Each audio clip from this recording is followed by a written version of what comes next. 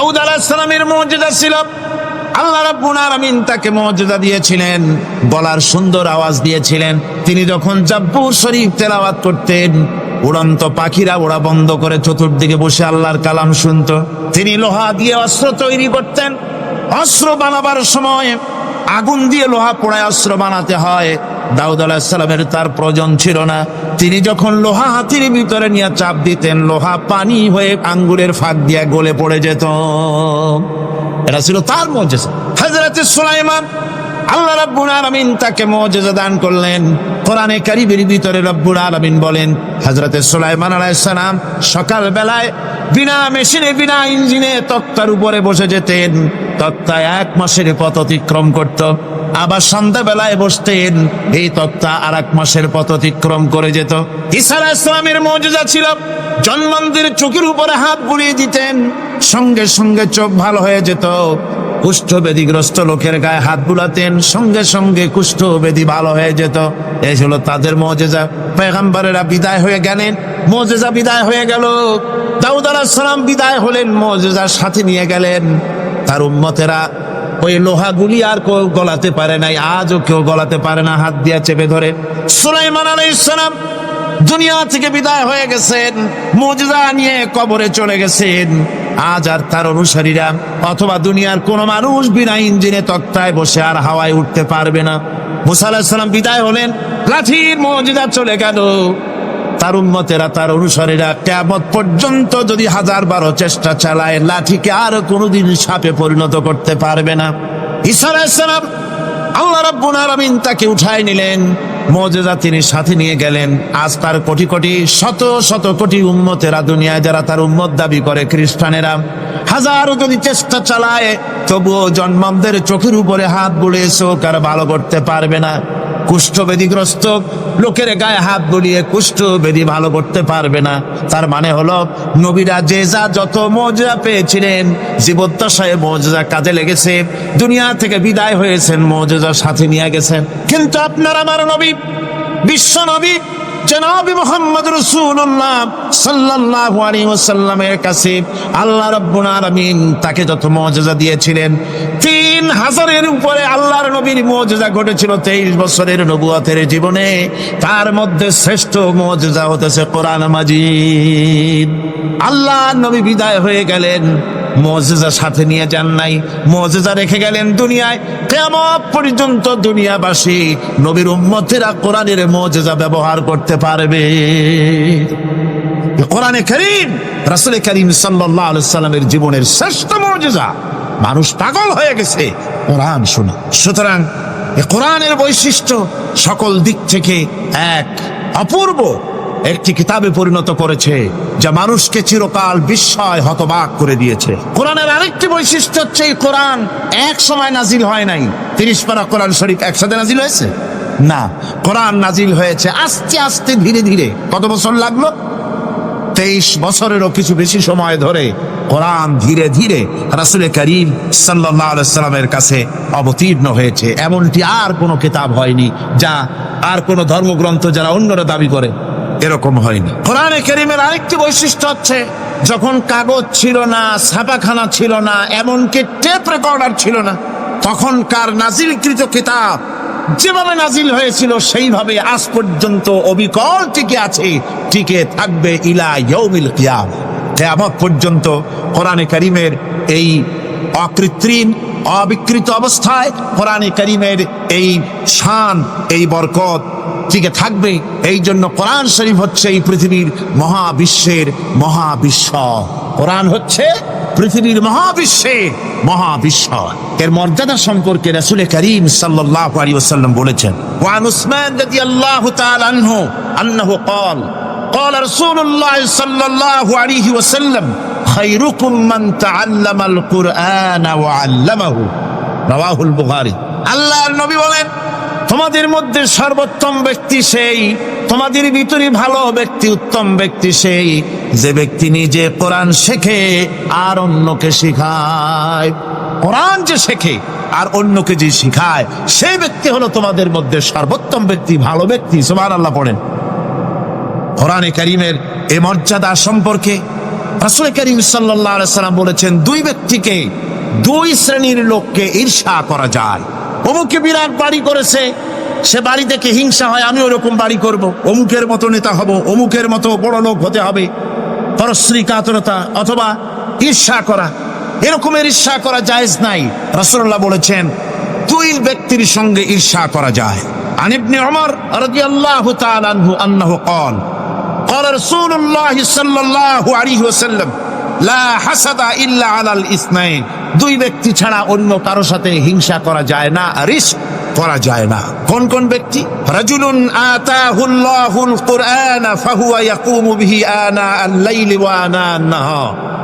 ওই ব্যক্তির সঙ্গে ঈর্ষা করা যায়, হিংসা করা যায় যে ব্যক্তিকে আল্লাহ পাক কোরআনের ইলম দান করেছেন, সে ব্যক্তি দিন রাত কোরআন তেলাওয়াত করে, কোরআনের উপরে আমল করে, কোরআনের উপরে থাকে, মানুষকে কোরআনের দাওয়াত দেয়। ওই লোকের সাথে ঈর্ষা করা দরকার যে তার মতো হতে চায়।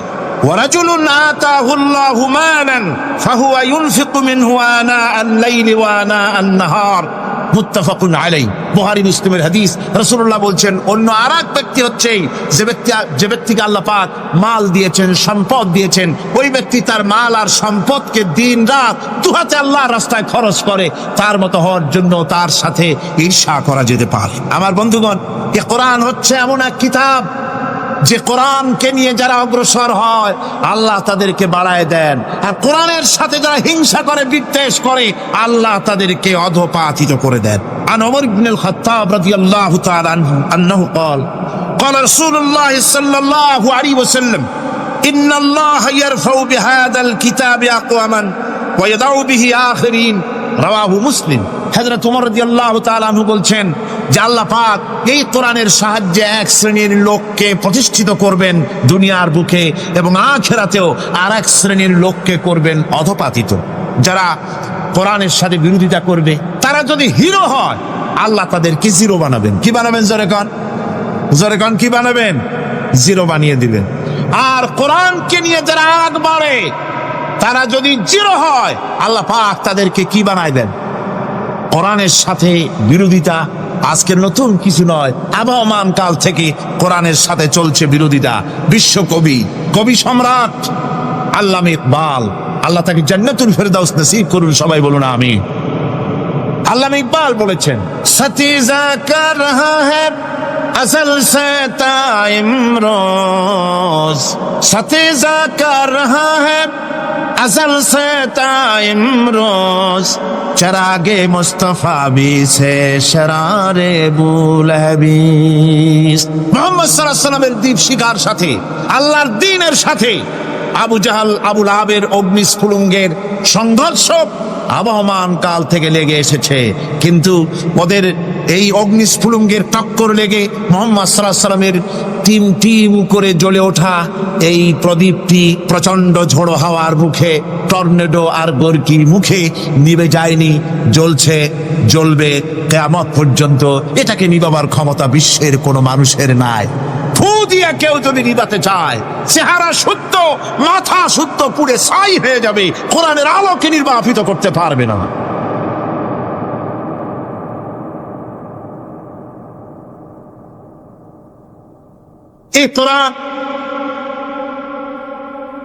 এই কোরআন যার সিনার ভিতরে থাকে, যার সিনার মধ্যে থাকে, সে হয় সমৃদ্ধ, আর যার সিনার মধ্যে থাকে না সে হয় সবচাইতে ফকির আর এতিম।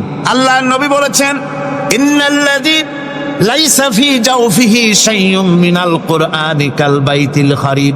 যেই দেহের ভিতরে কোরআন নাই, যেই দেহের ভিতরে, যেই সিনার ভিতরে কোরআন নাই, ওই মানুষটা হতেছে একটা সাড়া বাড়ির মতো, একটা উজাড় বাড়ির মতো, বিরান বাড়ির মতো। বিরান বাড়িতে কি থাকে? সাড়া বাড়িতে কি থাকে? কি গো? না না, ভূত কিসের? খামোখাই ভয় পান আপনারা। ভূত বলে কিছু না। হ্যাঁ, শয়তান থাকে, জিন থাকে, তারপরে ওর মধ্যে আর কি থাকে? উতুম পেঁচা থাকে, ইঁদুর থাকে, তেলাপোকা থাকে, উই পোকা থাকে, বাঁদর থাকে, উল্লুক থাকে, সাপ থাকে। রাসূলুল্লাহর কথা দেখেন, কি সুন্দর কথা। সুবহানাল্লাহ, সুবহানাল্লাহ।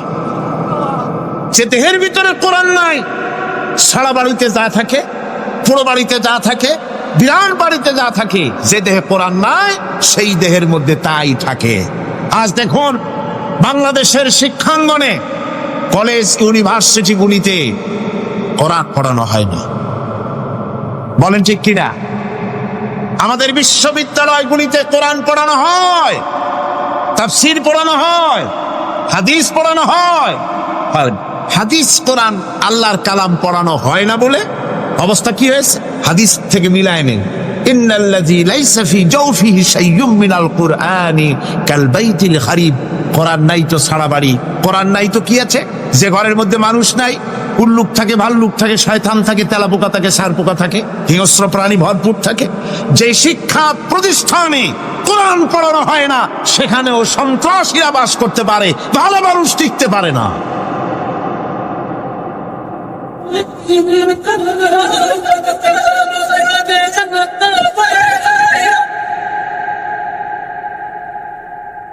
এই জন্য কোরআন যেখানে পড়া হয় না সেটা কবরের তুল্য, কোরআন যেখানে তেলাওয়াত হয় না সেটা কিসের তুল্য? কবরের তুল্য। আল্লাহর নবী বলেছেন, আনাবি হুরায়রা রাদিয়াল্লাহু তাআলা আনহু আন্নাহু ক্বাল قال رسول الله صلى الله عليه وسلم لا تجعلوا بيوتكم مقابر رواه مسلم। আল্লাহর নবী বলেন, তোমাদের ঘরগুলিকে তোমরা কবর বানাইও না। অর্থাৎ যে ঘরের মধ্যে কোরআনে কারীম তেলাওয়াত হয় না সেটা কবরের সমতুল্য। কবরের সম। আগে আমাদের ঘর সমূহে যখন ছোট ছিলাম তখন দেখতাম ঘরে ঘরে কোরআন তেলাওয়াত হতো, ঠিক না? প্রত্যেকটা ঘরের জানালা দিয়া সকালবেলায় আওয়াজ আসতো, আউযু বিল্লাহি মিনাশ শাইতানির রাজিম, বিসমিল্লাহির রাহমানির রহিম। তেলাওয়াতের আওয়াজ ভেসে আসতো। আজ আর এই অবস্থা নাই। আজ ভদ্রলোকের বাড়ির সামনে দিয়ে হেঁটে যাবেন, সকালবেলা কিসের তেলাওয়াত? জনমের ঘুম ঘুমায়, পাইকারি দরে ঘুমায়, ফজরের নামাজ নাই। শহরের অবস্থা, অধিকাংশ বাড়িতে ফজরের নামাজ হয় না। রিসেন্টিনার মাধ্যমে, আগে তো শুধু বাংলাদেশের ছবি, রিসেন্টিনার মাধ্যমে সারা পৃথিবীর শয়তানি আর বদমাশি ঘরে বসে গেলা যায়। উপকারিতা এবং অপকারিতা দুটোই আছে। নিউজ দেখা যায়, সাথে সাথে আবার নিউজের সাথে আরো বাজে কিছু দেখা যায়। এগুলো দেখতে দেখতে রাত শেষ হয়ে আসে, ঘুমায় জনমের মতো, এক ঘুমে বেলা 9টা আর 10টা। কিসের ফজরের নামাজ আর কি এর কোরআন শরীফ তেলাওয়াত কর। এরপরে উঠলো 9টা-10টার সময়, উঠে তারপরে গানের মাস্টার এসে গেছে। তখন ইতিমধ্যেই গানের মাস্টার এসে গেছেন। কি দুর্ভাগ্যজনক সত্য কথা, ইংরেজি যে টিচার পড়ান, অঙ্ক যে টিচার করান, সপ্তাহে 3 ঘন্টা পড়াবেন, বেতন 2500 টাকা। আর প্রতিদিন সকালবেলা এসে যদি কোনো মুসলমান কোনো একজন মৌলভী সাহেব, হাফেজ সাহেবকে রাখেন কোরআন তেলাওয়াত করাবার জন্য, কোরআন পড়াবার জন্য সন্তানকে, প্রতিদিন আসতে হবে, প্রতিদিন 2 ঘন্টা পড়াতে হবে, আর মাসের শেষে বেতন 500 টাকা। কোরআনে কারীমের সাথে এই আচরণ। ও, আমি বেশি বলে ফেলেছি। যাদের অভিজ্ঞতা আছে তারা বলছেন 200 টাকা।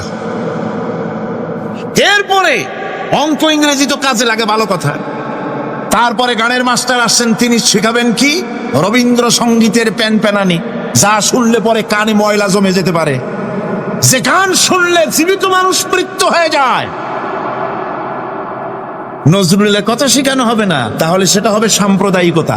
গানের মাস্টারকে, নাচের মাস্টারকে 5,000 টাকা, 10,000 টাকা পর্যন্ত বেতন দেওয়া হয়। এ জাতির জন্য আল্লাহর রহমত কেমনে আসবে? কি কারণে আসবে? কোরআনের সাথে এই বেয়াদবি আমরা করেছি। ঘরগুলিকে, আজকে আমাদের ঘরগুলিকে আমরা কবরস্থানে পরিণত করে দিয়েছি। কোরআন তেলাওয়াত হচ্ছে। আমার বন্ধুগণ, কোরআন তেলাওয়াত করুন, বেশি বেশি তেলাওয়াত করুন, ঘরকে জীবিত করুন, সন্তানকে তেলাওয়াত করান, আপনি নিজেও তেলাওয়াত করুন। কোরআনে কারীম যারা তেলাওয়াত করবেন তাদের সম্পর্কে আল্লাহর নবী বলেন, মান ক্বারাআল কুরআনা ফাস্তাজহারাহু ফাহাল্লা হালালাহু ওয়া হারামা হারামাহু আদখালাহুল্লাহুল জান্নাহ। আল্লাহর নবী বলেন, যে ব্যক্তি কোরআন শরীফ তেলাওয়াত করবে এবং কোরআনের হালাল অনুযায়ী হালালকে মেনে চলবে, হারাম অনুযায়ী হারাম থেকে ফিরে থাকবে, এরকম কোরআনের উপরে যে তেলাওয়াত করবে আর আমল করবে, আল্লাহ রাব্বুল আলামিন কিয়ামতের দিন তাকে জান্নাতের ভিতরে প্রবেশ করাবেন। শুধু বেহেশতে যাবে না, ওয়া শাফাহু ফি আশরাতিন মিন আহলি বাইতিহি, কুল্লুহুম কাদ ওয়াজাবাত লাহুন নার। নবীজি বলেন এই কোরআনে কারীমের বরকতে কিয়ামতের দিন ওই ব্যক্তি তার রক্ত সম্পর্কিত 10 জন আত্মীয়ের ব্যাপারে সুপারিশ করার জন্য তৌফিক পাবে আল্লাহর দরবারে। এমন 10 ব্যক্তি, সেই 10 ব্যক্তির জন্য হিসাবের পরে জাহান্নাম ওয়াজিব হয়ে গিয়েছিল। এমন 10 ব্যক্তি সম্পর্কে কোরআনের তেলাওয়াতকারী আর আমলকারী আল্লাহর দরবারে সুপারিশ করার জন্য পারমিশন পাবেন। এমন নিয়ামত, সেই নিয়ামত থেকে আমরা বঞ্চিত হয়ে যাচ্ছি। আমি বলি না যে আপনারা কলেজ ইউনিভার্সিটিতে ছেলেদের পড়তে দিবেন না, আমি তা বলি না। তারা কলেজ ইউনিভার্সিটিতে বিলক্ষণ পড়াশোনা করুক, কিন্তু তাদেরকে কোরআন শরীফ শিখান। লক্ষ লক্ষ টাকা খরচ করলেন ছেলের পেছনে, কিন্তু কোরআন শিখালেন না। আপনি মরে গেলে আপনার জানাজাটা পড়বে, এই তৌফিকও সে পেল। জানাজার ইমামতি তো দূরের কথা, জানাজার নিয়ত জানে না, পাক পবিত্রতা জানে না। বাপ মরে গেছে, সে তখন ছিল মার্কেটে, শুনলো বাপ মরছে, তাড়াতাড়ি জানাজায় শরীক হতে হবে। প্যান্টও পাক নাই, যেহেতু পেশাবের যখন বেগ এসেছিল দেওয়ালের পাশে দাঁড়াইয়া কাম সারছে, দোয়া মোছার কাম নাই, মাথায় টুপি নাই, নাক মোছা রুমাল ছিল পকেটে, রুমালটা মাথায় দিয়া দাঁড়ায় গেল। আল্লাহু আকবার।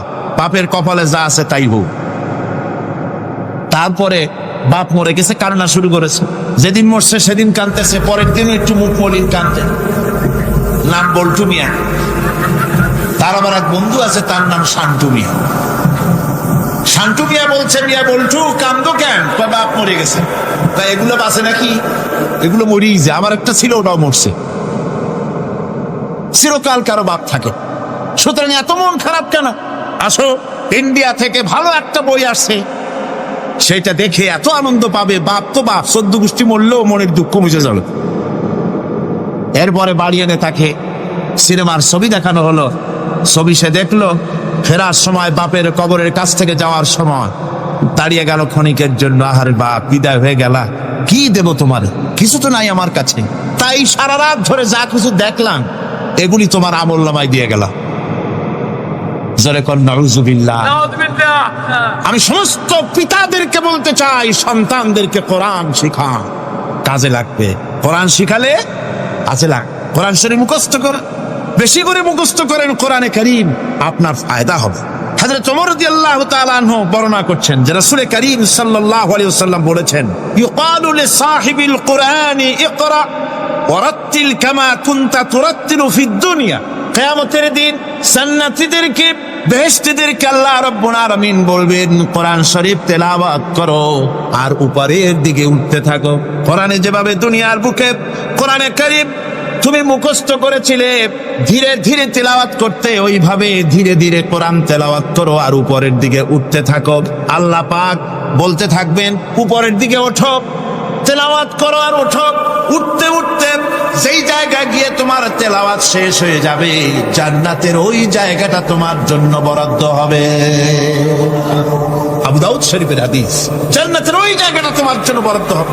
এখন যাদের শুধু সূরা ইখলাস আর সূরা কাউসার মুখস্থ, তারা তো 2 পা আগাই বসে যাবে, উঠতে পারবেন না। বেশি বেশি মুখস্থ করেন, হাফেজ কোরআন হন অথবা হাফেজের মতো হন।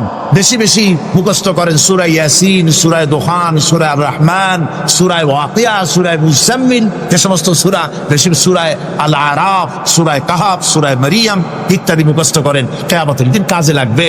জান্নাতের অত উঁচায় উঠতে পারবেন। হাফেজ কোন জায়গায় যাবে? সুবহানাল্লাহি ওয়া বিহামদি। 30 পারা কোরআন যার সিনার ভিতরে, জান্নাতের কোন জায়গাটা আল্লাহ তাকে বরাদ্দ করবেন? সুবহানাল্লাহ, সুবহানাল্লাহ। কোরআনে কারীমকে মুখস্থ করুন, বেশি করে মুখস্থ করুন। কোরআনে কারীমকে বেশি করে তেলাওয়াত করুন।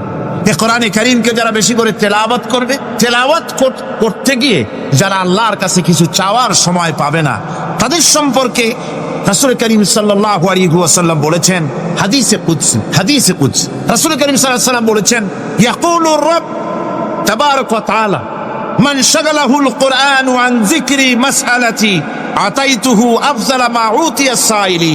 আল্লাহর নবী বলেন, আমার আল্লাহ পাক বলেছেন, কোরআন তেলাওয়াত করতে গিয়ে যারা ব্যস্ত থাকে, কোরআন তেলাওয়াত করতে করতে যারা আমার কাছে হাত পেতে কিছু চাওয়ার সময় পায় না, যারা আমার কাছে হাত পেতে কিছু চায়, তাদের থেকে তেলাওয়াতকারীদেরকে আমি রব্বুল আলামিন বেশি করে দেই।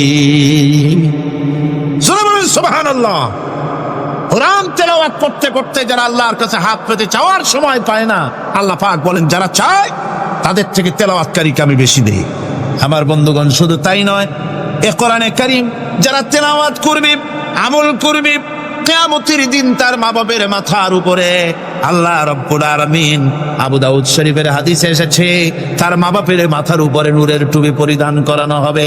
এমন নূরের টুপি, এমন নূরের তাজ পরানো হবে, চন্দ্র সূর্যের আলোকে ম্লান করে দেবে। হাসরবাসীরা প্রশ্ন করবেন, এ লোকটি কে? কোন ফেরেশতা নাকি? বলে না। কোন নবী নাকি? বলে না। তবে কি ইনি কে? জবাব হবে, ইনি হচ্ছেন সেই ব্যক্তি যিনি তার সন্তানদেরকে কোরআন শিখিয়েছিলেন। কোরআন শিখানোর কারণে আল্লাহ রাব্বুল আলামিন আজ তার মা বাপের মাথার উপরে নূরের টুপি পরিধান করে হাসরের ভিতরে মর্যাদা দিলেন। কিয়ামতের দিন দুনিয়াও মর্যাদা পাওয়া যাবে, আখিরাতেও মর্যাদা পাওয়া যাবে যদি কোরআনে কারীমকে তেলাওয়াত করা যায়, আমল করা যায়, বোঝা যায়, তাহলে এই সমস্ত নিয়ামত আল্লাহ পাক দান করবেন। সুতরাং এই এত বড় নিয়ামত থেকে আমরা যেন কেউ বঞ্চিত হয়ে না যায়। কোরআন হচ্ছে এমন এক কিতাব যার তাফসীর লেখা হয় নাই। পৃথিবীতে এমন কোনো ভাষা নাই, পৃথিবীর উল্লেখযোগ্য সবগুলি ভাষায় কোরআনে কারীমের তাফসীর লেখা হয়েছে, কিন্তু কোন মুফাসসির আজ পর্যন্ত কথা বলেন নাই যে আমি যে তাফসীর লিখছি এর চাইতে ভালো তাফসীর আর কেউ লিখতে পারেও না, আর পারবেও না। এটা শেষ, আর তাফসীর লেখা লাগবে না। এ কথা কেউ বলতে পেরেছে? জোরে বলেন, পেরেছে? পারে নাই। তার কারণ কি? আল্লাহ রাব্বুল আলামিন বলেন, قل لو كان البحر مدادا لكلمات ربي لنفد البحر قبل أن تنفد كلمات ربي ولو جئنا بمثله مددا।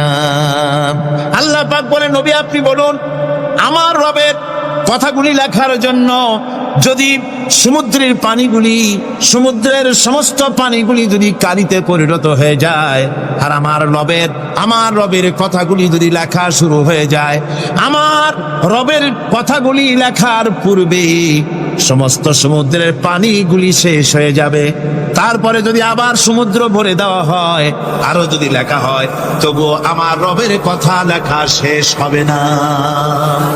আল্লাহ রাব্বুল আলামিন বলেন, ওয়ালাউ আন্না মা ফিল আরদি মিন শাজারাতিন আকলামু ওয়াল বাহরু ইয়ামুদ্দুহু মিন বা'দিহি সাব'আতু আবহুরিন মা নাফিদাত কালিমাতুল্লাহ। আল্লাহ রাব্বুল আলামিন বলেন, মা নাফিদাত কালিমাতুল্লাহ। আল্লাহ পাক বলেন, 7টা সমুদ্রের পানি যদি একত্রিত করা হয়, 7টা সমুদ্রের পানি যদি এক জায়গায় করা হয়, এই পানিগুলি যদি কালিতে পরিণত হয়ে যায়, আর পৃথিবীর সমস্ত গাছগুলি যদি কলমে পরিণত হয়ে যায়, ওই গাছগুলি দিয়ে যদি ওই পানি রূপ কালি দিয়ে আমার প্রভুর কথা, আল্লাহ রাব্বুল আলামিনের কোরআনের কথা যদি লেখা শুরু হয়ে যায়, লিখতে লিখতে সমস্ত পানিগুলি, গাছগুলি শেষ হয়ে যাবে, আল্লাহ পাকের কালামের ব্যাখ্যা লেখা শেষ হবে না। মা নাফিদাত কালিমাতুল্লাহ, আল্লাহর কথা লেখা শেষ হবে না। এত বড় বিরাট আজিম কিতাব আল্লাহ পাক আমাদেরকে দান করেছেন, সুবহানাল্লাহ করেন। এই কিতাবের এত বড় গুরুভার আল্লাহ রাব্বুল আলামিন বলেছেন, লাউ আনজালনা হাযাল কুরআনা আলা জাবালিন লারাআইতাহু খাশিআন মুতাসাদ্দিআন মিন খাশিয়াতিল্লাহ। আমি যদি এই কোরআনকে পর্বতের উপরে নাযিল করতাম, তাহলে তুমি দেখতে পেতে আমার ভয় ভীত সন্ত্রস্ত হয়ে পাহাড়গুলো চূর্ণ বিচূর্ণ হয়ে যেত। এত বড় আসিফ কিতাব আমি তোমাদেরকে দান করেছি, যার গুরুভার বহন করতে কেউ রাজি হয়নি। পাহাড় পর্বত কেউ রাজি হয়নি, মানুষ রাজি হয়েছে। এই মানুষের উপরে আমি এটা অবতীর্ণ করেছি, গোটা বিশ্ববাসীর সামনে এই কিতাব আমি দিয়েছি তোমাদেরকে, এর দ্বারা হেদায়েত তোমরা গ্রহণ করবে। কিয়ামতের দিন আল্লাহর এই বিরাট নিয়ামত আমাদেরকে দান করলেন, আমরা এই নিয়ামতের না শুকর করেছি, অর্থাৎ এই কোরআনকে আমরা ব্যবহার করেছি, সঠিকভাবে করি নাই, বেঠিকভাবে করেছি। প্রথম দিন, দ্বিতীয় দিন আমি বলেছি কোরআন শরীফকে শুধু তাবিজ তুমারের জন্য, শুধু সওয়াবের জন্য তেলাওয়াত করেছি। আসলে শুধু সওয়াবের জন্য তো আসেনি কোরআন। কোরআন বুঝতে হবে, আমল করতে হবে, তবে না শান্তি পাবো। আপনি যদি, কোরআন হচ্ছে মানুষের জীবন সমস্যার সমাধানের গ্রন্থ। ওষুধ খেলে রোগ ভালো হয়। ওষুধ খেলে কি হয়? কেউ যদি সকাল বেলায় তসবিহ হাতে নিয়ে 500 বার পড়ে ওষুধ ওষুধ ওষুধ, 500 বার পড়লো রোগ কি ভালো হবে? বরং রোগ আরো বাড়তে পারে চিল্লে। শীতের জন্য লেপ গায়ে যায় না দিয়া কেউ যদি চিল্লাইতে থাকে, জিকির করে লেপ্ত শোক, শীত কি বন্ধ হবে নাকি? পানির পিপাসায় ছটফট করে মানুষ যদি চিল্লায় পানি পানি পানি পানি পানি, পানির পিপাসা আরো বাড়বে।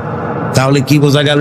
পিপাসা লাগলে পানি পান করতে হবে, শীত লাগলে কম্বলটা গায়ে দিতে হবে, রোগ হলে ওষুধটা খেতে হবে, তাহলে সব সমস্যার সমাধান হবে। অনুরূপ ভাবে আমরা শুধু কোরআনে কারীমকে তেলাওয়াত করি সবের নিয়তে, তার হুকুমগুলি জীবনের উপরে আমল করি না বলে আজকের জীবন আমাদের বিপর্যস্ত হয়েছে। ব্যক্তিতে, পরিবারে, রাষ্ট্রে শান্তি নাই, কোথাও শান্তি নাই এই কারণে। আর কিয়ামতের দিন রাসূল আসামি করবেন তাদেরকে যারা কোরআন অমান্য করেছে। রাসূল হবেন বাদী হবেন কে? যারা বলেন কে বাদী হবে? রাসূল। আসামি হবে কারা? যারা কোরআন ছেড়ে দিয়েছে। আল্লাহ রাব্বুল আলামিন বলেন وقال الرسول يا رب إن قوم اتخذوا هذا القرآن مهجورا। কিয়ামতের দিন রাসূল আল্লাহর দরবারে ফরিয়াদ করবেন, আয় আমার রব, আয় আমার আল্লাহ তাআলা, এই সমস্ত লোকগুলি তোমার কালামকে, তোমার কোরআনকে অপ্রয়োজনীয় জিনিস বলে তারা পরিত্যাগ করেছিল। কোরআনকে অপ্রয়োজনীয় মনে করেছে, কোরআনের সাথে ঠাট্টা করেছে, বিদ্রুপ করেছে, কোরআন শিক্ষা ভিক্ষার ঝুলি শেখার বুলি মনে করেছে, কোরআনের কোনো মূল্য দেয় নাই, কোরআনের কোনো দাম দেয়নি, কোরআনের সাথে ঠাট্টা করেছে, কোরআনের আইনের সাথে ঠাট্টা করেছে, বিদ্রুপ করেছে। আমাদের দেশে শিক্ষাবিদ, চিন্তাবিদ, বুদ্ধিজীবী নাম ধরনের নামধারী এক শ্রেণীর লোকেরা কোরআনের সাথে সরাসরি বেয়াদবি করেছে। আহমদ শরীফ বলেছে পরকাল নাই, আল্লাহ বলছেন পরকাল আছে। আর আহমদ তো না, ওটা কি? এই আহম্মক, সে বলেছে পরকাল নাই, বিবাহ মানি না, কবর আযাব মানি না, কিয়ামতের দিন বিচার হবে তাও মানি না, অস্বীকার করেছে, এটাকে নিয়ে ঠাট্টা করেছে। আহমদ শরীফ লিখেছেন নিজে যে আল্লাহ বলতে কেউ নাই, মানুষ তাকে চিন্তা করে সৃষ্টি করেছে, স্রষ্টা বলতে কেউ নাই। তারপরে আর একটা মেয়ে লোক, আমি ওটার নাম নিতে ঘৃণা বোধ করি, এটি হচ্ছে চরম ধর্মদ্রোহী, রাষ্ট্রদ্রোহী, নাস্তিক, জাহান্নামের কীট, ডাস্টবিনের আবর্জনা। এই মেয়ে লোকটি বলেছে, তার বইতে লিখেছে, বেহেশত হচ্ছে এক অসভ্য উদ্যান। কোরআন শরীফে আল্লাহ পাক বলেছেন আমলে সালেহ যারা করবে, নবীরা, ওলিরা, সিদ্দিকিন, শুহাদা সব যাবে জান্নাতে। আর সেই জান্নাতকে এই হাবিসা, এই নিকৃষ্ট ধর্মদ্রোহী, রাষ্ট্রদ্রোহী মহিলা, এই সে বলেছে বেহেশত হচ্ছে এক অসভ্য উদ্যান। পৃথিবীর অতৃপ্ত বহুগামী পুরুষেরা তাদের থাকার জায়গা হবে ওই বেহেশতের মধ্যে। জোরে কর নাউজুবিল্লাহ। এই মেয়ে লোকটি সমগ্র নারী জাতির কলঙ্ক। ভারত বাংলাদেশের শ্রেষ্ঠ শত্রু ভারত এই শয়তানকে পয়সা দিয়া পুষতেছে। কলকাতায় দাওয়াত দিয়ে আনন্দ পুরস্কার দিয়েছে। সে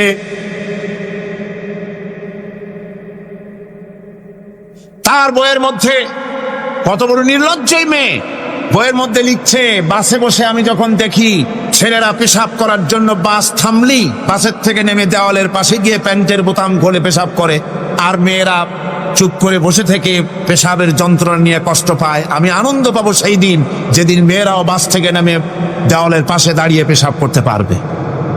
এটা কি একটা মানুষ? জানোয়ার, অসভ্য জানোয়ার একে জন্ম দিয়েছে, আল্লাহ ভালো জানে।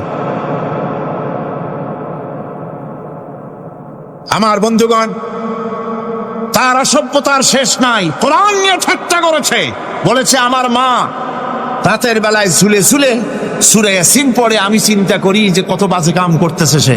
বলছে আল্লাহ পাক কোরআনের মধ্যে পুরুষকে বেহেশতের হুরিদের কাঁচা মাংসের লোভ দেখাইয়া, মদ খাওয়াবার লোভ দেখিয়ে তাদেরকে নামাজ রোজা করার জন্য বাধ্য করতেছে। বেহেশতে কি শরাব, বেহেশতে কি মদ পান করানো হবে? না, বেহেশতে মদ পান করানো হবে না। মদ তো নাপাক জিনিস। আল্লাহ পাক বলছেন বেহেশতে পান করানো হবে। ওয়াসাকাহুম রাব্বুহুম শারাবান তাহুরা, জান্নাতের ভিতরে আল্লাহ পাক শারাবে তাহুর পান করাবেন, যেটা নিজেও পাক এবং যে পান করবে সেও পবিত্র হয়ে যাবে। সুবহানাল্লাহ। সুতরাং এই কোরআন নিয়ে ঠাট্টা বিদ্রুপ যারা করেছে, কিয়ামতের দিন আল্লাহর দরবারে তাদেরকে উঠতে হবে, আজ হোক কাল। আমি জানি না বাংলাদেশ সরকার ভারতের ভয়ের চোটে এই মেয়ে লোককে পুলিশ প্রহারা দিয়া পুষতেছে নাকি আমার বুঝে আসে না। বাংলাদেশ সরকারের পররাষ্ট্র মন্ত্রণালয় রীতিমতো আসামির কাঠগড়ায় দাঁড়িয়ে বিবৃতি দিয়েছেন এবং তাকে পুলিশ প্রহরার ভিতরে রেখেছে। বাংলাদেশের দণ্ডবিধি অনুযায়ী ওর তো ফাঁসি হয়ে যাওয়া উচিত। কোরআনের বিরুদ্ধে কথা বলেছে, আল্লাহর কোরআন নিয়ে ঠাট্টা করেছে। আমার বন্ধুগণ,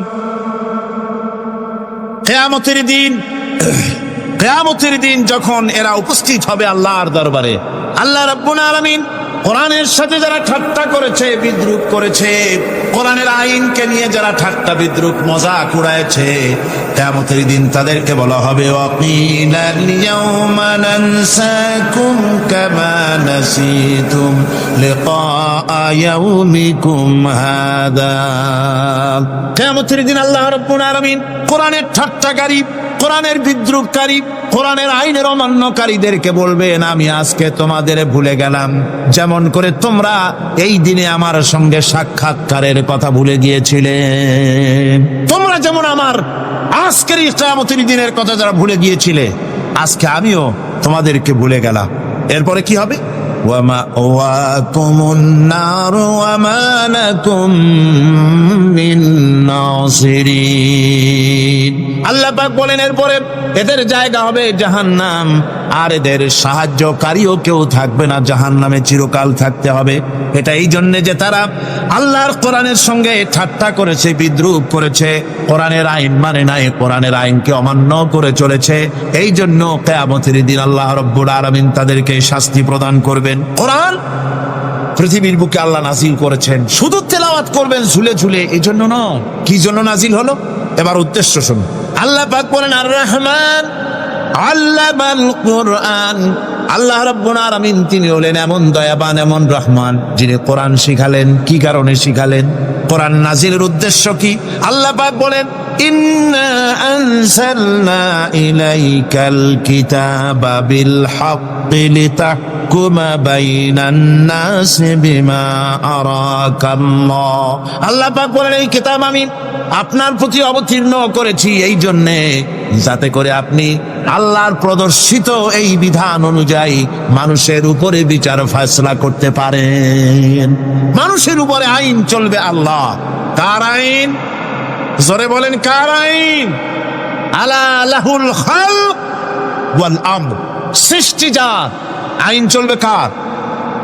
আল্লাহ পাক বলেন এই জন্য নাজিল করলাম, কোরআন নাজিল করেছি যাতে করে কোরআনের আইন দিয়ে বিচার ফয়সালা করতে পারেন, সেই জন্যই কোরআন নাজিল করলাম। আসলে আল্লাহ নবীর এই পৃথিবীতে আগমনের উদ্দেশ্য ওটাই ছিল।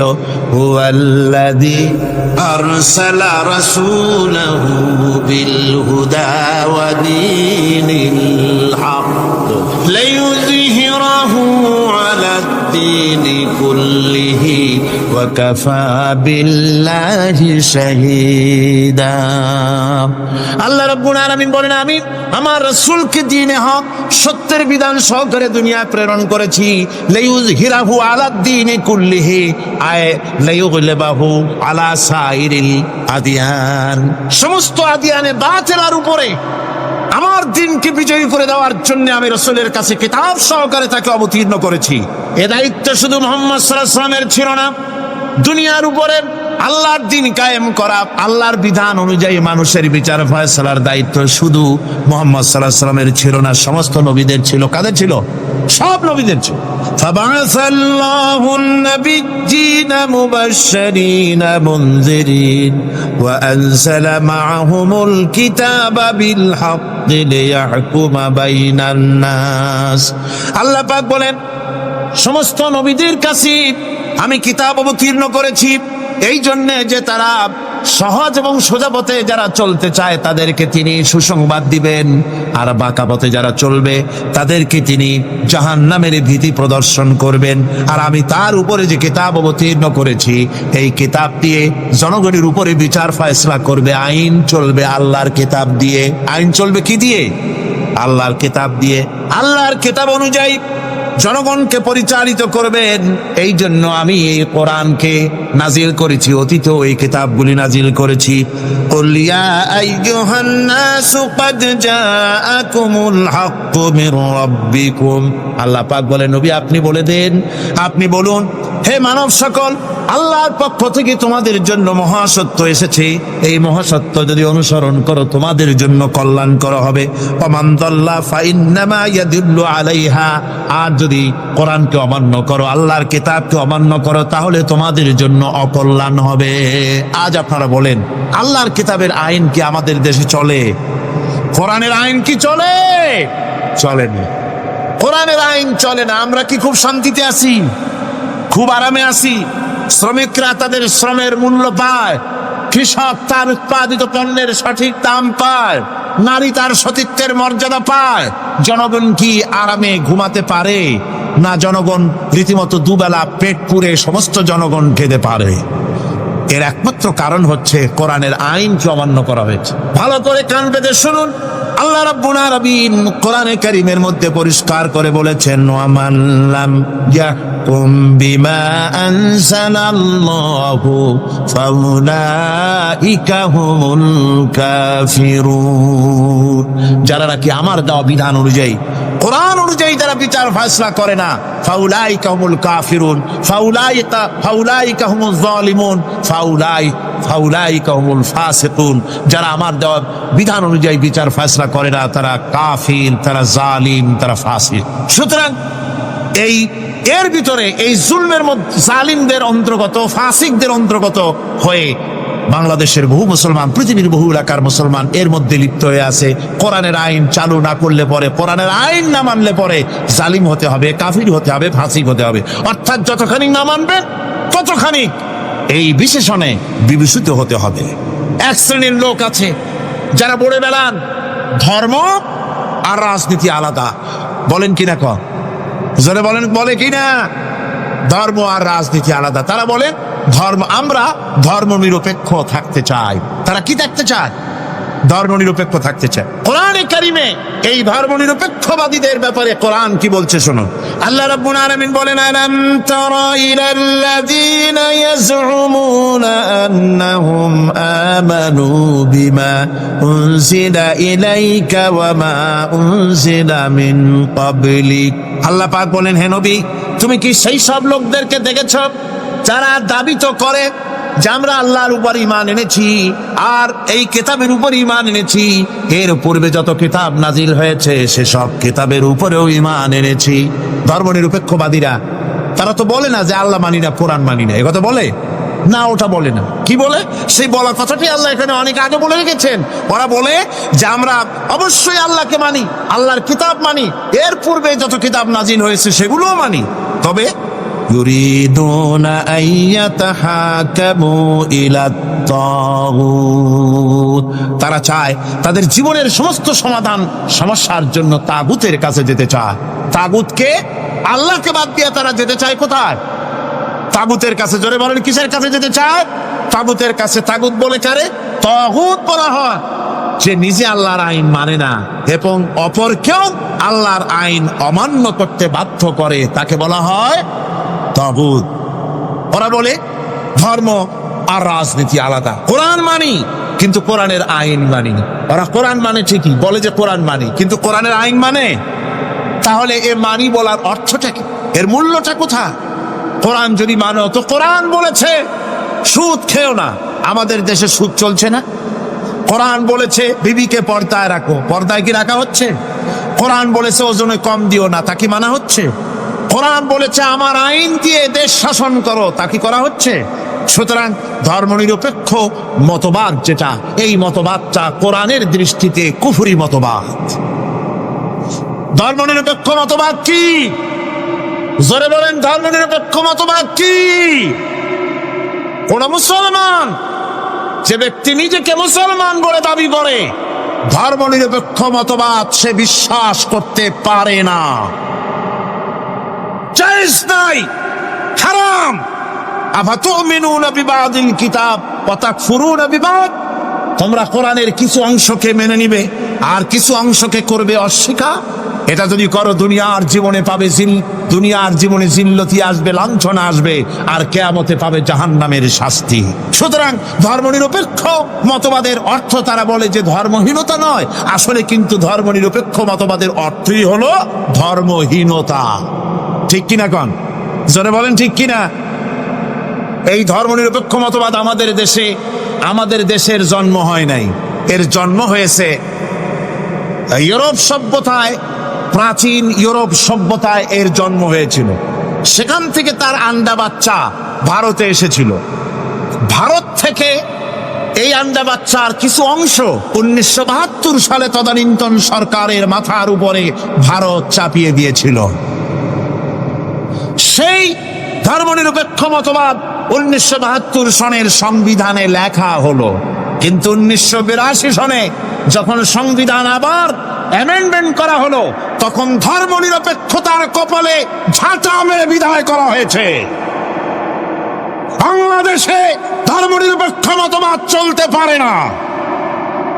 ধর্মনিরপেক্ষ মতবাদের কথা আমাদের দেশে তারাই বলে যারা 72 সনে ক্ষমতায় ছিলেন। তারা ধর্মের সাথে কি ব্যবহার করেছেন আমরা ভুলে যাই নাই, আপনারা ভুলে গেছেন। 1972 সনে দেশের সমস্ত বিশ্ববিদ্যালয়ের মনোগ্রাম থেকে ইকরা বিসমি রাব্বিকাল্লাযী খালাক রাব্বি জিদনি ইলমা, কোরআনে কারীমের আয়াতকে বিদায় করে দেওয়া হয়েছিল।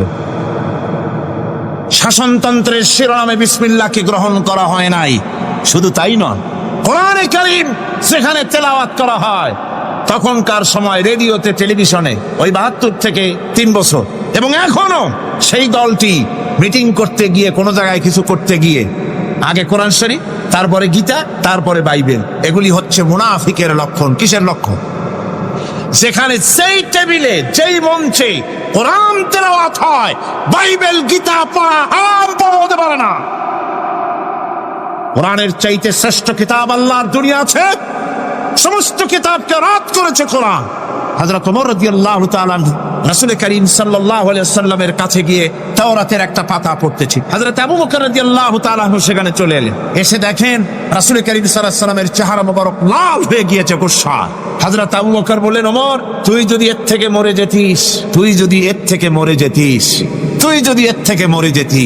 3 বার বললেন। হযরত ওমর শিউরে উঠলেন, হতচকিত হয়ে উঠলেন। আবু বকর আমাকে মরার কথা বলছেন কেন? তিনি তাকিয়ে দেখেন রাসূল করিম সাল্লাল্লাহু আলাইহি ওয়াসাল্লামের চেহারা মোবারক গোসায় লাল হয়ে। হযরত ওমর বলছেন, ইয়া রাসূলুল্লাহ, আমার এবং আমার পিতা মাতার জীবন আপনার কদম মোবারকে উৎসর্গ হয়ে যা।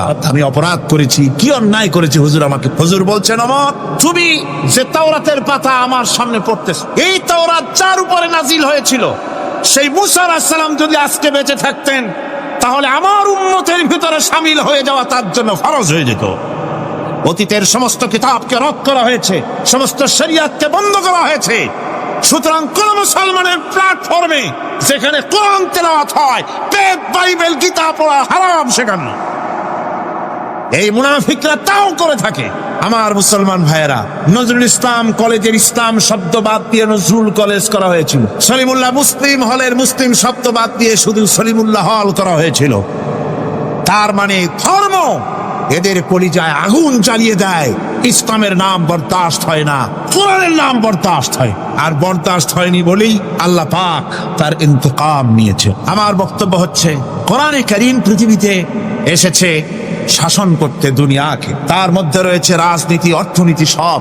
এই বিচার ফয়সালা কোরআন থেকে যারা গ্রহণ করে না, রাসূলকে যারা বিচারক মানে না, তাদের সম্পর্কে আল্লাহ পাক কি বলছেন শুনুন। ফালা ওয়া রাব্বিকা লা ইউমিনুনা হাত্তা ইউহাক্কিমুকা ফীমা শাজারা বাইনাহুম থুম্মা লা ইয়াজিদু ফি আনফুসিহিম হারাজাম মিম্মা কাদাইতা ওয়া ইউসাল্লিমু তাসলিমা। আল্লাহ রাব্বুল আলামিন বলেন, ফালা ওয়া রাব্বিক, কখনো নয় হে নবী, আপনার রবের কসম, কখনোই নয়, ওরা মুমিন নয় যারা নাকি তাদের জীবনের সব কিছুর ব্যাপারে যতক্ষণ পর্যন্ত আপনাকে বিচারক না মানে, আপনার দেওয়া ফয়সালাকে গ্রহণ না করে, এবং আপনি বিচার করার পর ফয়সালা দেওয়ার পরে এটার উপরে দ্বিধাহীন চিত্তে মেনে যতক্ষণ না নিবে, ততক্ষণ পর্যন্ত তারা যত ঈমানের দাবি করুক, তারা আসলে মুমিন না। এ ফতোয়া কার? এ ফতোয়া কার? আল্লাহ রাব্বুল আলামিনের ফতোয়া। কখনো মুমিন হতে পারবে না যারা রাসূলুল্লাহকে ফয়সালাকারী হিসেবে গ্রহণ না করবে, কোরআনকে সংবিধানের উৎস হিসেবে গ্রহণ না করবে। কোরআন এসেছে আইনের কিতাব হিসেবে পৃথিবীর মানুষকে পরিচালিত করার জন্য। আজ এই কোরআনের আইন যারা মানে সেখানে শান্তি পায়, কোরআন যেখানে মানে না সেখানে শান্তি হয়। আল্লাহ পাক পরিষ্কার বলেছেন কোরআনের আইন মেনে চলো। আর যারা এই কোরআনকে অমান্য করবে তাদের শাস্তি কি হবে?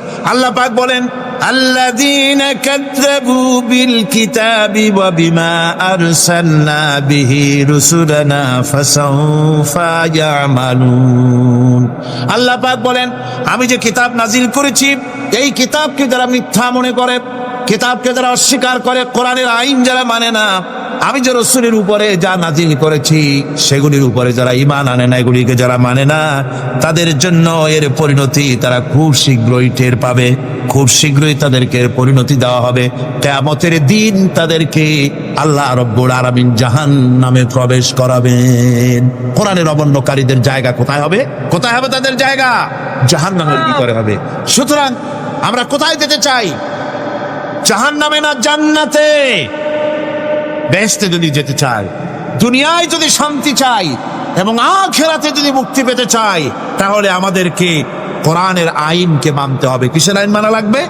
কোরআনের আইন মানতে হবে। কোরআনে কারিমে নাজিল হলো, আল্লাহ পাক যে কোরআন আমাদের শিখালেন, আর রহমান আল্লামাল কোরআন, যে কোরআন তিনি আমাদের শিখালেন। এই কোরআন নাজিলের পদ্ধতি ছিল মদিনা এবং মক্কা। রাসূলের মক্কি জিন্দেগিতে কিছু নাজিল হয়েছে, আর মদনী জিন্দেগিতে নাজিল হয়েছে কিছু। মক্কা শরীফে যেগুলি নাজিল হয়েছে সেই সূরাগুলো ছিল তাওহীদ, রিসালাত এবং আখিরাতের উপরে নির্ভর করে। আর মদনী সূরা যেগুলি ছিল সেগুলি ফৌজদারি দণ্ডবিধি, উত্তরাধিকারী আইন, তারপরে যাকাত, অসর, যুদ্ধ, সন্ধি, বন্দী, এরপরে রয়েছে স্বরাষ্ট্রনীতি, পররাষ্ট্রনীতি, অর্থনীতি, জীবন পরিচালনার সমস্ত বিধি আর ব্যবস্থা মদনী জিন্দেগির সূরাগুলিতে, অবতীর্ণ সূরাগুলিতে আল্লাহ রাব্বুল আলামিন নাজিল করেছে। কোরআন শরীফ মানুষের সকল সমস্যার সমাধান দিয়েছে। এখানে আমি এখন তার কিছু নমুনা পেশ করছি আপনাদের সামনে, আপনাদের বোঝার জন্য যে কোরআন। অনেকে বলে যে কোরআনের তাফসীরের ভেতরে রাজনীতির আলোচনা হয়। রাজনীতি সেইটুক করি যেটুকুন আল্লাহ কোরআনে করেছেন। জোরে কোন আলহামদুলিল্লাহ। এর থেকে বালাই কিছু বলি নাকি? না। কোরআন যেটুকুন করেছে, রাসূলুল্লাহ যেটুকুন করেছে, একজন মুসলমান হিসাবে তা করা আপনার আমার জন্য কি? সুন্নত, নফল। ওইটা করা কি জোরে কোন? এটা করা আমাদের জন্য ফরজ। সেই জন্য আমি কিছু নমুনা পেশ করছি আপনাদের সামনে, বুঝতে পারবেন যে কোরআন শুধু নামাজের কথা নিয়ে আসে নাই। কোরআনের মধ্যে আয়াত সংখ্যা কত? ৬,৬৬৬। এটা ঠিক না, কিছু কম আছে। ৬,০০০ কয়েক শত, ভালো করে গুনে দেখা দরকার। তো এই যে আয়াত কারিমা যেগুলি রয়েছে, এর মধ্যে মাত্র ৫০০ আয়াত হচ্ছে হুকমে শরঈ। ভালো করে শোনো, ৫০০ আয়াত আদেশ এবং নিষেধ জাতীয়। এটা করো, ওটা করো না, এটা হালাল, ওটা হালাল। এ হলো ৫০০। তো এই যদি ৫০০ হয় তাহলে বাকি ৬,০০০ কি?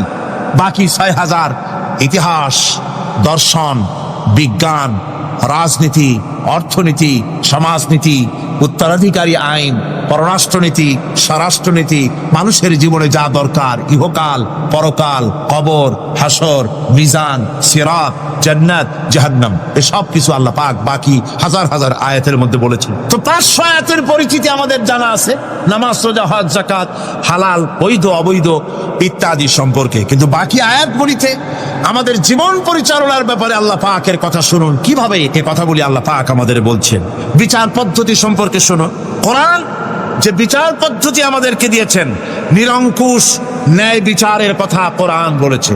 কোরআন বলেছে বিচার হতে হবে কি ধরনের? ওয়াইদা হাকামতুম বাইনান নাসি আন তাহকুমু বিল আদল। কোরআন শরীফ বলেছে তোমরা যখন লোকদের মাঝে বিচার ফয়সালা করবে তখন অবশ্যই সুবিচার করবে, জাস্টিস, ন্যায় বিচার করবে। এই ন্যায় বিচার করতে গিয়ে তোমার সামনে যদি বিজাতীয় কোনো লোক আসামি হয়ে দাঁড়ায়, অমুসলিম, তখন বিচারটা কিভাবে করবে?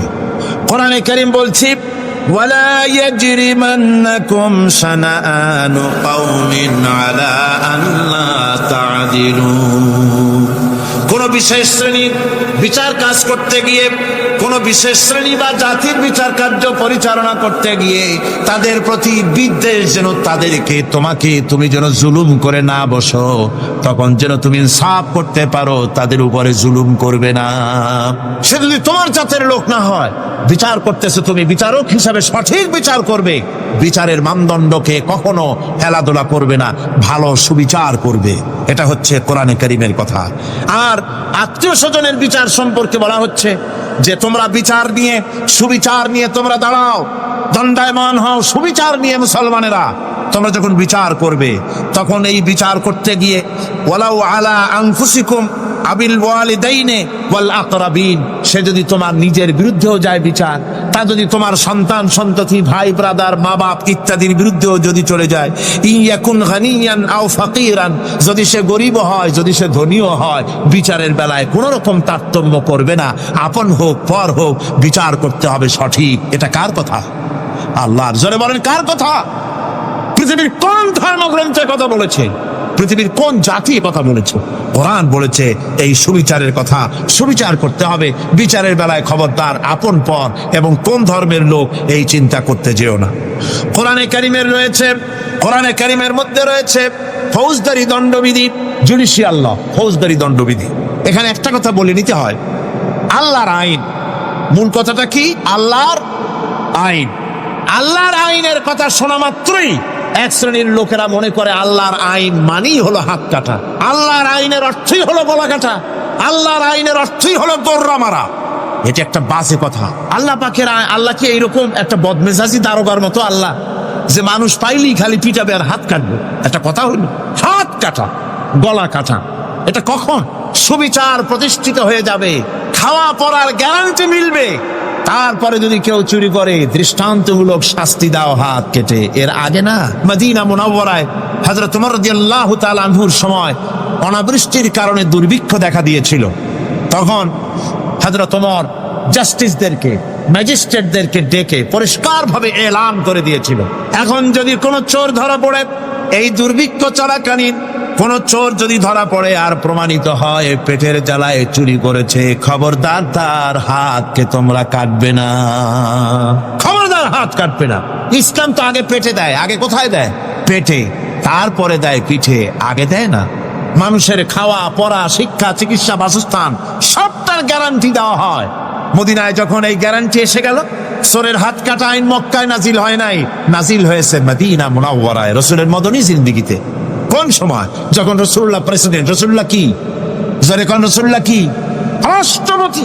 সেই সময় মানুষ দরজা খুলে ঘুমাবার সুযোগ পেল, খাওয়া পড়া, শিক্ষা, চিকিৎসা, বাসস্থানের গ্যারান্টি পেল।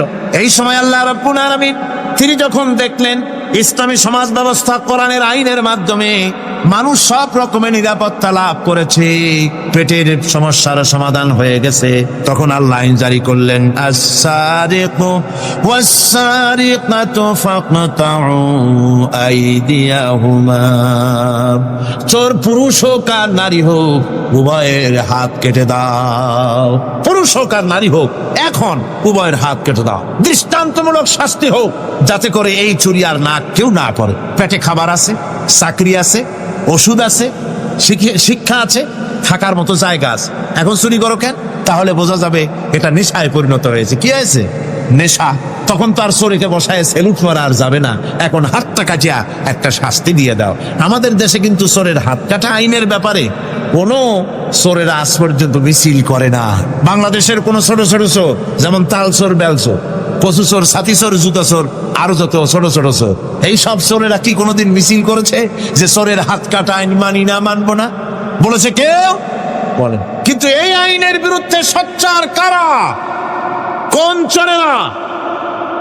নিশ্চয়ই ছোট চোরেরা নেই, বড় চোর যারা তাল বেল চুরি করে না, বরং কলমের খোঁচা দিয়া সরকারের, জনগণের লক্ষ কোটি কোটি টাকা পকেটস্থ করেন মেহেরবানি করে। ওই সব তারা মনে করেন যদি এই আইন চালু হয়ে যায় তাহলে তালচোর বেলচোরের তো কোনো ক্ষতি নাই, ইসলামী রাষ্ট্র চালু হলে পরে তো সকলের পেটে ভাত আসবে, ওই তাল বেল আর চুরি করা লাগবে না, তাদের তো সুবিধা। কিন্তু মুসিবতটা তো আমাদের হবে।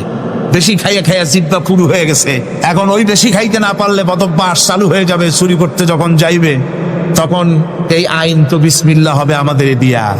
এই জন্য ওনারাই বিরোধিতা করেন চরম ভাবে।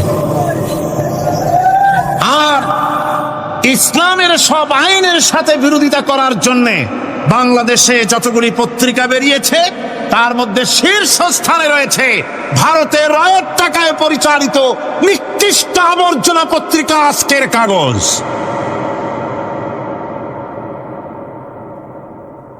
ওই কাগজে, এই কাগজের একটা প্রবন্ধ লেখা হয়েছে আজ। সেই প্রবন্ধে লেখা হয়েছে ধর্মভিত্তিক রাজনীতি এমনি এমনি নিষিদ্ধ করা যাবে না, সম্ভব হবে না, এটাকে একেবারে গোড়া থেকে উপড়ে ফেলে দিতে হবে। মাওবাড়ির আবদা ভারতের টাকা নিয়ে লাফালাফি করছে আজকে। তারা বাংলাদেশ থেকে ধর্মভিত্তিক রাজনীতি নিষিদ্ধ ঘোষণার জন্য পায়তারা চালাচ্ছে এই পত্রিকার মাধ্যমে। এই পত্রিকার একমাত্র কাজ গোটা জাতিসত্তাকে দ্বিধা বিভক্ত করা, ইসলামের বিরুদ্ধে ইয়াং জেনারেশনকে খেপিয়ে তোলার জন্য আদা পানি খেয়ে লেগেছে। ধর্মভিত্তিক রাজনীতি নিষিদ্ধ ঘোষণা করার জন্য আপ্রাণ প্রচেষ্টা চালাচ্ছে। সংসদে পর্যন্ত এই বক্তব্য উঠানো হয়েছে, তাই না? সংসদে উত্থাপিত হয়েছে ধর্মভিত্তিক রাজনীতি নিষিদ্ধ ঘোষণা করতে হবে। আমি বলেছি ধর্মভিত্তিক রাজনীতি নিষিদ্ধ ঘোষণা করার করে ফেলেছিল রাশিয়া। রাশিয়ার যেই পার্লামেন্টে বসে ধর্মভিত্তিক রাজনীতি নিষিদ্ধ ঘোষণা করা হয়েছিল, যে পার্লামেন্টের ঘোষণার বলে লক্ষ লক্ষ মুসলমানদেরকে জমা করা হয়েছে রাশিয়ায়, যে পার্লামেন্টের ঘোষণার বলে মসজিদ মাদ্রাসা ভেঙে চুরি একাকার করে দেওয়া হয়েছিল রাশিয়ায়, যে পার্লামেন্টে বসে আলেম ওলামা পীর দরবেশদেরকে হত্যা করার জন্য নির্দেশ দেওয়া হয়েছিল রাশিয়ার যে পার্লামেন্ট থেকে, সেই দেশ আজ আর আস্ত নাই, দেশটা টুকরা টুকরা হয়ে গিয়েছে। বাংলাদেশের পার্লামেন্টে আজকে যারা এই দুঃসাহসিক কথা বলছেন, ধর্মভিত্তিক রাজনীতি নিষিদ্ধ ঘোষণা করার কথা যারা উচ্চারণ করছেন, রাশিয়ার পার্লামেন্টের ইতিহাস ভুলে যাবেন না। বাংলাদেশে 11.5 কোটি তৌহিদি জনতার তৌহিদি রক্ত, তৌহিদি চেতনা সমস্ত শরীরে মাথায় আর রগ রেশায় টকবক করছে ইসলামী চেতনা, ইসলামের রক্ত। এই মুসলমানদের সাথে আগুন নিয়ে খেলা করার চেষ্টা করো না আমার বন্ধুগণ। কোরআনের আইন বন্ধ করার ক্ষমতা কারো নাই। আইন চালু হলে পরেই শান্তি আসবে। ওরা বিরোধিতা করছে, ওরা বলছে চোরের হাত কাটা আইন, এটা হচ্ছে একটা অমানবিক ব্যাপার। আইনটা কার? আল্লাহ। মানুষগুলি কার? তা তোমারা তো দরদ কেন? মায়ের চাইতে মাসির দরদ বেশি, এটা কি খুব সুলক্ষণ? না, এটা দারুণ কুলক্ষণ। সুতরাং আল্লাহ রাব্বুল আলামিন তার আইন হচ্ছে শাশ্বত আইন। চোরের হাত কাটা আইন অর্থ এ নয় যে বাংলাদেশ ইসলামী দল যদি ক্ষমতায় আসে পাইকারি দরে চোরের হাত কাটা আরম্ভ করবে না। ততক্ষণ পর্যন্ত আইন চালু হবে না যতক্ষণ পর্যন্ত সমস্ত মানুষ তাদের কর্মসংস্থান না হবে, খাবার না পাবে, চাকরি বাকরি না হবে, খেয়ে পরে খাওয়া পড়া শিক্ষা চিকিৎসা বাসস্থান সবটার গ্যারান্টি মিলবে, তারপরে আইন চালু হবে। এর আগে আল্লাহ রাব্বুল আলামিন ফৌজদারি দণ্ডবিধির আওতার ভিতরে সরের কি শাস্তি হবে তা বললেন, নরহত্যার শাস্তি কি হবে তাও আল্লাহ পাক এখানে বলছেন, ইয়া আইয়ুহাল্লাযীনা আমানু কুতিবা আলাইকুমুল কিসাসু ফিল কাতলা। আল্লাহ পাক বলেন তোমাদের প্রতি নরহত্যার শাস্তি স্বরূপ কিসাস নির্দিষ্ট করা হয়েছে, অর্থাৎ হত্যার বদলে হত্যা করা। একজন মানুষ আর একজন মানুষকে হত্যা করেছে, কোরআনের আইন হচ্ছে ওকেও হত্যা কর। কি সুন্দর আইন, সুবহানাল্লাহ পড়েন। তাহলে কি হবে? রেডিও টেলিভিশনে পত্র পত্রিকার মাধ্যমে যদি খবর ছড়ানো হয় যে হত্যাকারীর বিচার হবে কোরআনের আইন অনুযায়ী, প্রকাশ্য রাজপথে হত্যাকারীকে তাকেও যদি হত্যা করে দেওয়া হয়, এই দৃশ্য উপস্থিত জনতা যত দেখবে, পত্র পত্রিকায় খবর পাবে, টেলিভিশনের পর্দায় দেখতে পাবে, যারা দেখলো এই সব লক্ষ লক্ষ জনতার ভেতরে মানুষ হত্যা করার দুঃসাহস আর আসবে? আল্লাহ পাক বলছেন এটা হচ্ছে মানুষের কিসাস, এর মধ্যে রয়েছে মানুষের জীবন। এরপরে নরহত্যার শাস্তি আল্লাহ পাক এভাবে কোরআনে কারীমের মধ্যে বললেন। জিনার শাস্তি, আয-যানিয়াতু ওয়াজ-যানি ফাজলিদু কুল্লা ওয়াহিদিন মিনহুমা মিআতা জালদা। আল্লাহ রাব্বুল আলামিন বলেন, জিনাকারিনী পুরুষ, জিনাকারিনী নারী আর জিনাকারা পুরুষ, তাদের শাস্তি হচ্ছে উভয়কে 100 করে দৌড়া মারা, প্রাণদণ্ড দিয়ে দেওয়া। এই শাস্তি যদি হয়, জেনা বন্ধ হয়ে যাবে, বিবাহ সহজ হবে। ইসলামী রাষ্ট্র হলে পরে জেনা করা কঠিন হবে, বিবাহ করা সহজ হয়ে যাবে। এটা হচ্ছে কোরআনের আইনের সুন্দর বিধান। জেনার শাস্তি, চোরের শাস্তি, নরহত্যার শাস্তি জুডিশিয়াল লয়ের আওতায়, ফৌজদারি দণ্ডবিধির আওতায় এগুলি পড়ে। এগুলি সব কোরআন শরীফে আছে না নাই? আছে কিনা? তাহলে কি করে আপনি বলবেন আপনি ধর্ম নিরপেক্ষ?